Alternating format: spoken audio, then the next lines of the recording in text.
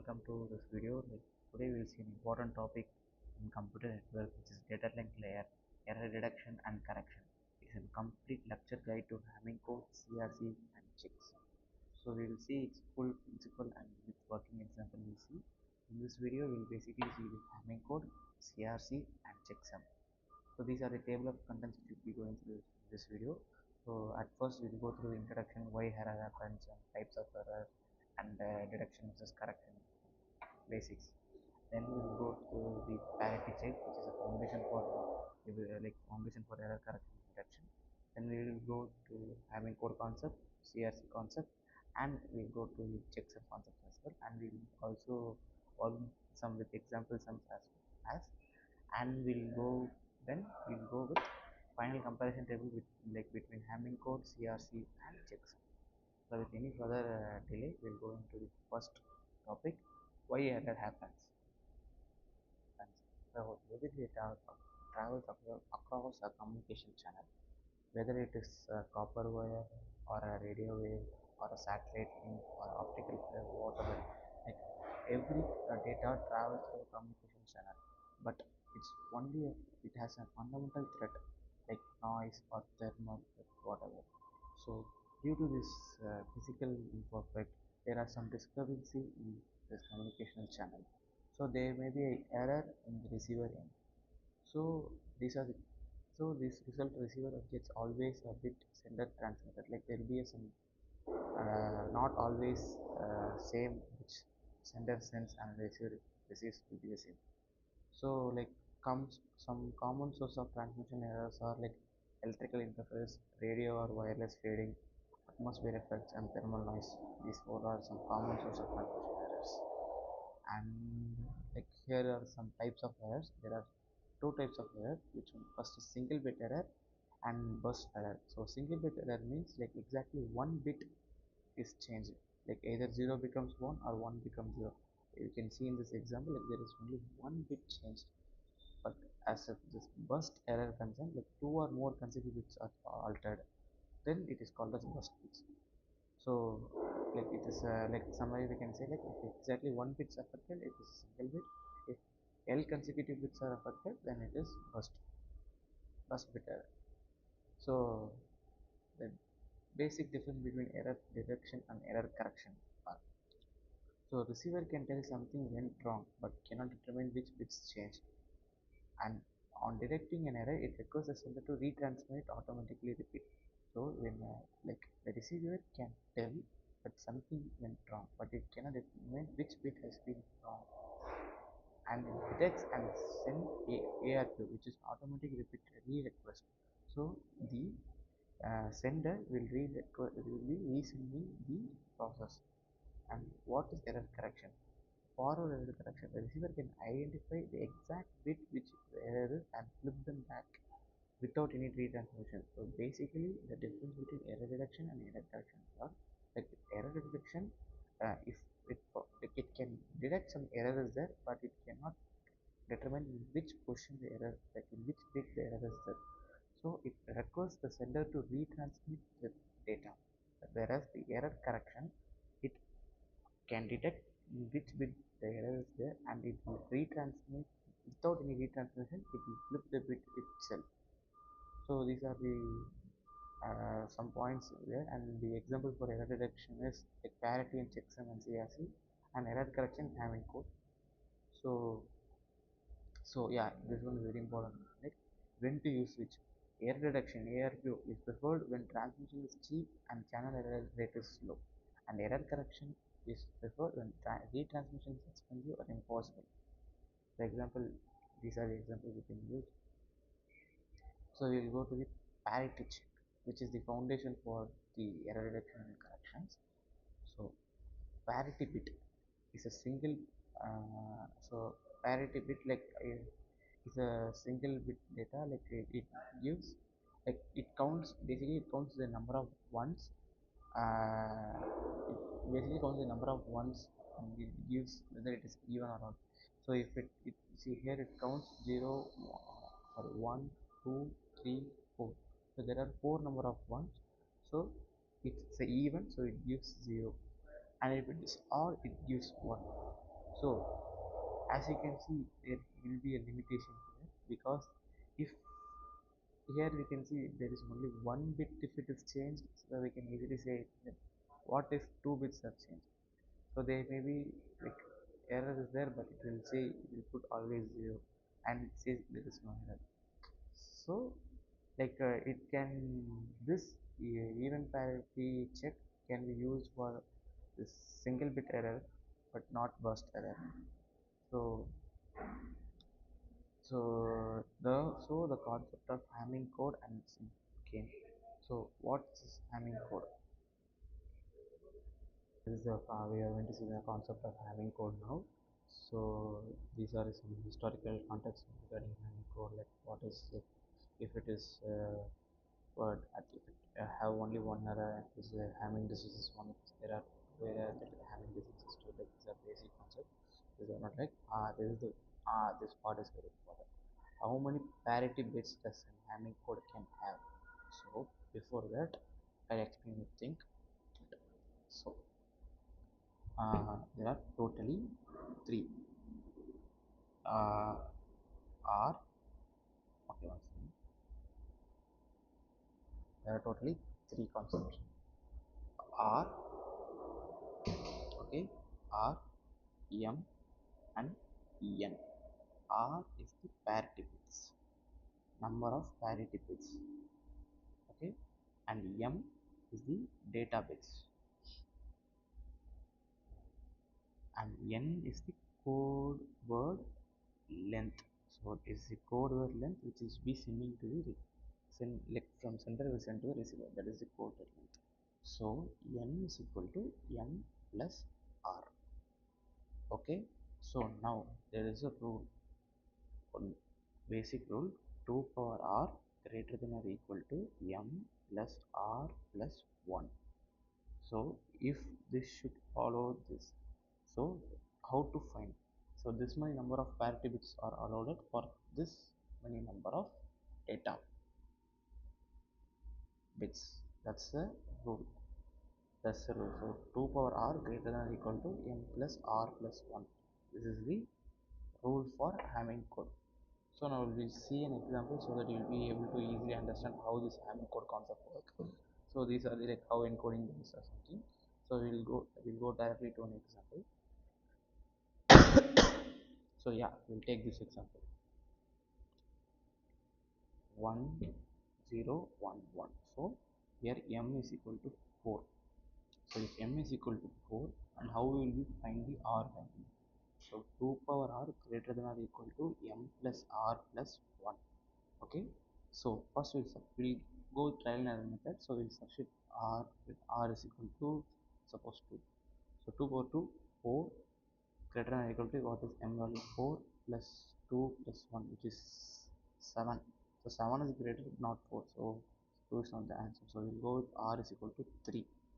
So if R is equal to 3, so it is 8, and the M value 4 plus 1 plus 3, which is equal to 8. Yeah, 8 is greater than or equal to 8. So 3 we can put. So minimum number of parity bits we can use is 3. So if we use 3 bits, then M is equal to 4, then R is equal to 3, then total number of code length is equal to 7. So if code length is equal to 7, so now we will draw a box. And one more important point here is the parity bits, okay, will be placed only in the power of 2 positions. Like the power of 2 positions like 1, 2, 4, 8, 16. Only the power of 2 positions the parity bits will be placed. So if we have 7, so we will draw a box for that. 1, 2, 3, 4, 5, 6, 7. So this will be first portion, second portion, third portion, fourth portion, fifth portion, sixth portion, and seventh portion. So there will be 7 boxes. So out of which 3 particles. What are the portions? 1, P1, P2, and P4. And what are the data points? D3, D5, D6, and D7. So what are the data? 1, 0, 1. 1, 2, 3, 4, 5, 6, 7. So these are the 7 boxes. So out of which 3 parity bits. What are the portions? 1, P1, P2, P3, P4. And what are the data? D3, D5, D6, and D7. So what are the data? 1, 0, 1. are the okay 1 0 1 1 are the parity bits. Okay, so now what are the uh, so how do we find the parity? So first p1, you have to take this, skip this, take this, skip this, take this, skip this, take this. So it will be 1 3 5 and 7. So if you add this 3 5 7 1 0, sorry not 0, 0 and 7 1, it's equal to 0. So at this position it will be 0. Okay, and p2, at p2 take these two, skip these two, take these two. So it will be 1 1 1. So it will be 1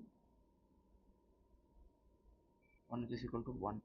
So p2 value will be 1, and for same p4 we will take whole 4 and it will be 0.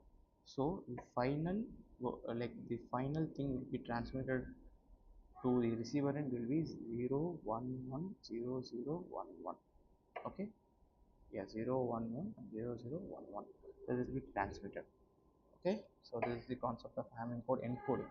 So this is the concept of encoding. So finally the transmitted code is 0 1 1 0. Suppose there is an error. Okay, here comes. So suppose there is an error. So 0 1 1 0 1 0 0. So this is the correct code, and suppose we have an error code like this. Okay, sorry, 1 1. Okay, 1 second. Suppose we have this like 0. We have like 0 1 1 0 1 1 1. So how does it encode it? Means first same like p1. Okay, p1 position will take this, skip this, skip this, take this, skip this, same right. So 0 XOR plus 1 0. So it will take this, this and this. So plus 1 and 1. So it will be 1, which is not equal to 0 over there. So it's not equal, right? So it's not equal.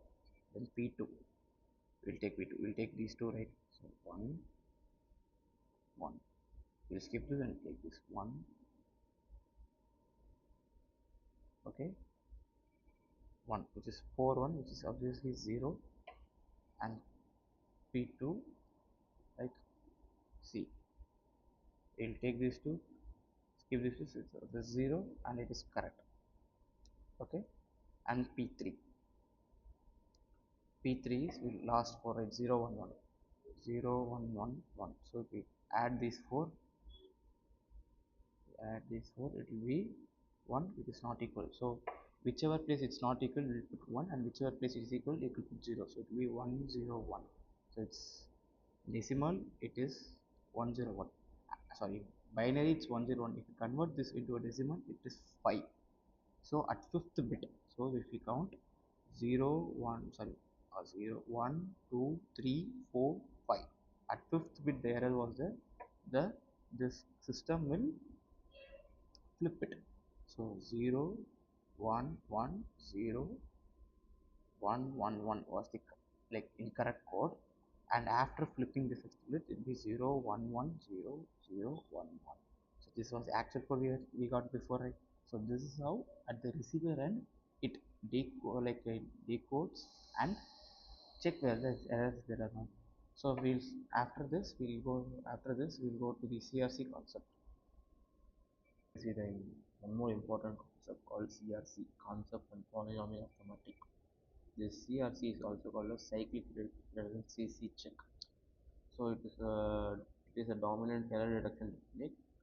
So like takes like this for the prerequisite of this like XOR addition, XOR subtraction.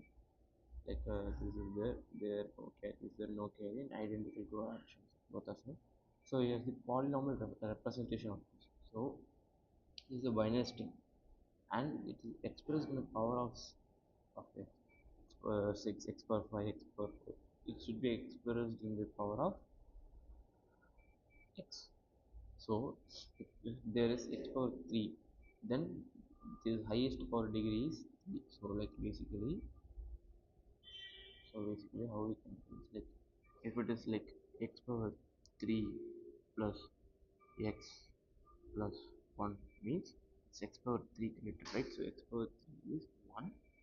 For x squared it's not there. So 0, x is 1, then 1 is 0. So 1011 is the generator, that is generator is G, and they will give a data like something, so data value something it is there. So how does this CRC encoding and transmission works? So we will see with an example. So we will take this example as well. So there is a message, okay, 1010. We'll take this message again. 10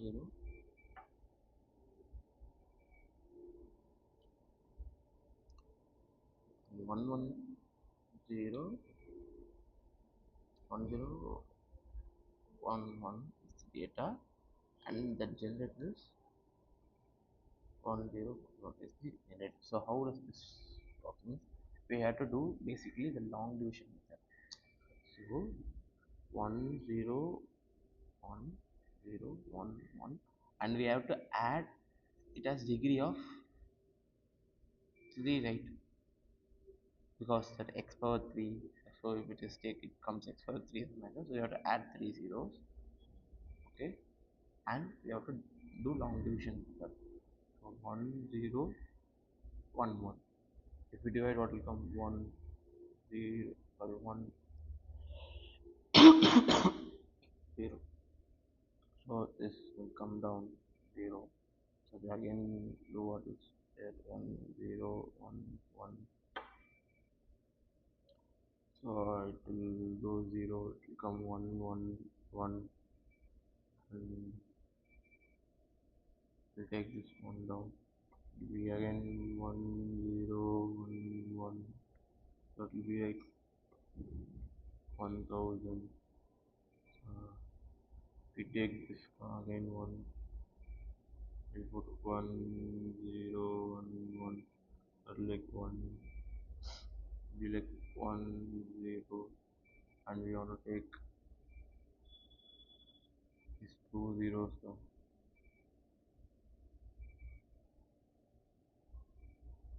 1 0 1 1, that will make 1 1,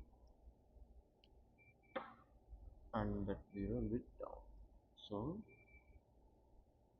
if we put it, we will get final answer as 0 1 1. 0 1 1, we will get right 0 1 1. So the 0 1 1 will be the value which will be added next to the code word. Like we added next to the, you will see that next to the original m bit. So there will be total of 10 words. So this will be transmitted finally. So like, along with this data, this CRC bits also will be transmitted. So the transmitted data will be like 1101011011. Okay. So now, how does check whether it has any error or not? At the receiver side, basically, right? So at the receiver side verification, this sender, like it will be 10101110, this there, right? It will be again divided by 1011. If it is 0, same long division method. If it is 0, then there is no error, the frame accepted, it's all correct. Suppose it's there an error, so if there is a non-zero element, then it is an error detected, frame is discarded, and it is retransmitted via ARQ. So here are some, so this is the concept for this CRC, and here are some standard CRC polynomials like CRC8, CRC12. CRC8 is used in ATM headers and 1-bit wires, so it is used up to 8 bits, bus 8 bits. And CRC12, like it is up to 12 bits telecommunications use.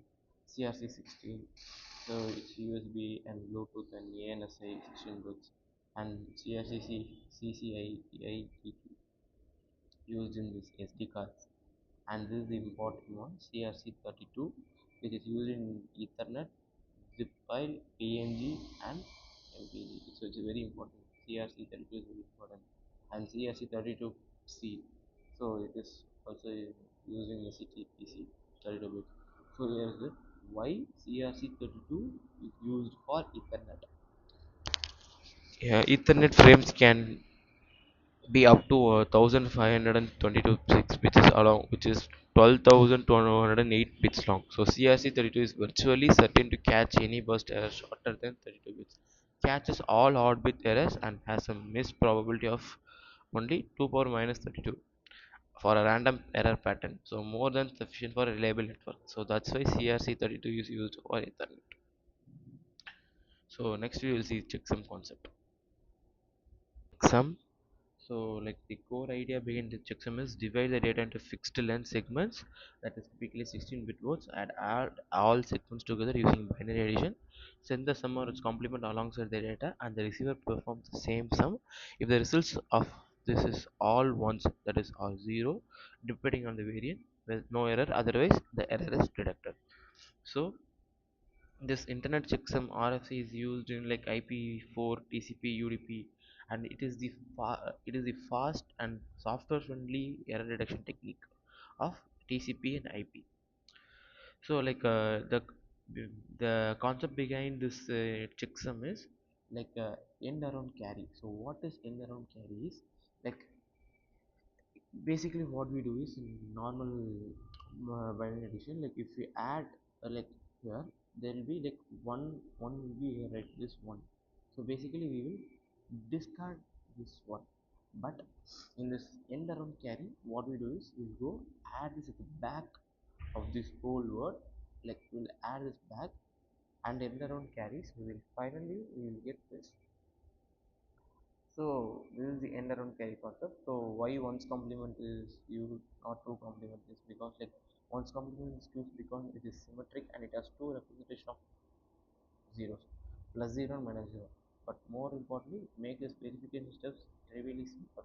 Just add all words including checksum and check for all ones.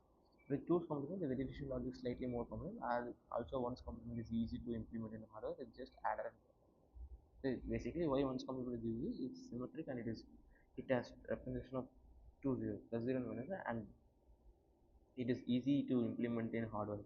But whereas two's complements are more complex to implement in hardware. So these are the checksum comparisons, like a simple sum one's complement implement, which is at 7 and added at 32. These are like checksum types, so you can just see here, and we will see an example for checksum. So these are the data words. So 10101001 and 00111001 1101110. So these are the data words we use. So we use 8-bit data here for simplicity. So the internet checks use 16 bits. So internet basically use 16 bit, but we have used 8-bit for convenience or simply to adjust it. So first one step, add two words. So if we add two words, we will get like if you add these two words, we will get 1100010. So no carry, so we'll go straight forward. Here if we come and add, so here we will add means we will get a carry 9 bits carry bits, so this will be added at the end. You understand this? This will be like 100 and we'll add this at end. So final result will get as 11001100. So finally we'll get this as a result, and what we do is we'll take complement of this. Okay, we'll take complement of this, and this will be take complement and this value 00110010 will be transmitted. There will be four words transmitted along with the data. So like data 1, data 2, data 3, and the checksum will be transmitted to the receiver from the sender side. So at receiver side, how does it verify? Same, it also do the same addition, and it checks whether it is zeros or ones. Then it depends upon the variant. If it is 0 or 1, it says like no error. Any other than fully zeros or fully one, then there is a error. So we'll start with the same example. So 10, like we'll take and we'll add the first these two values. It is 111010, and we'll add this value as well. Look, it will be like it will be like your carry will come, so we'll add the carry one more back. Like we'll add this carry back, and we'll get 1100 1101, and we'll add it with 0010. So 00110010. So it will be all ones. So if it is all ones, then there is no error. Like there is no error detected. The receiver takes one's complement, not 100. Result is 0. So data is intact and frame accepted. So there is no error. Suppose, like in suppose we change, we'll have changed some bits. So some character was there, and if we added same that we do that XOR addition, and this will not be all not be equal to 1. Hence there is an error detected and the frame is discarded. So there is a weakness in checksum, like if two complementary errors cancel out. Example, one is added to one word, and one is subtracted from another word. The checksum may not detect the error. For example, a word A increases by 1 and word B decreases by 1. The total sum is unchanged. So CRC is a far superior for burst and error detection.